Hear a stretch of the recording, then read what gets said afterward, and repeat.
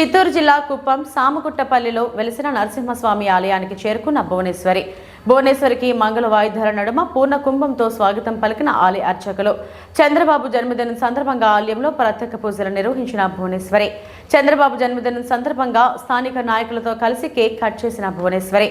జన్మదిన కార్యక్రమంలో పాల్గొన్న తెలుగుదేశం పార్టీ శ్రేణులు, అభిమానులు.